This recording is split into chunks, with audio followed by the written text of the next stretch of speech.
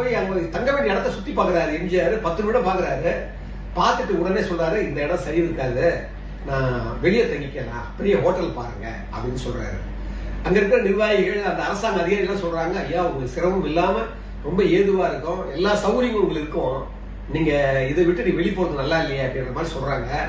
எம்ஜிஆர் சொல்றாரு, இது நல்லா இல்லைன்னு யார் சொன்னது, சௌகரியமா இல்லைன்னு யார் சொன்னது, இது என்ன கவர்னருடைய மாளிகை, என்ன நான் இங்க வந்துட்டேன், என்ன தமிழ் மக்கள் மற்ற கன்னட மக்கள் கேரள மக்கள் எல்லாம் இங்க இருக்கிறாங்க, அவங்க எல்லாம் என்ன பார்க்க உள்ள வர முடியுமா, நல்லா கவனிங்க, அவங்க கவர்னர் மாளிகைக்குள்ள நுழைய முடியுமா, முடியாது இல்ல.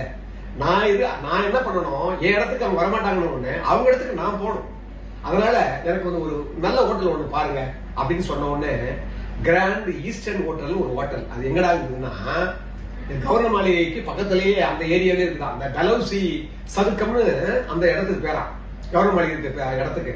அதுக்கு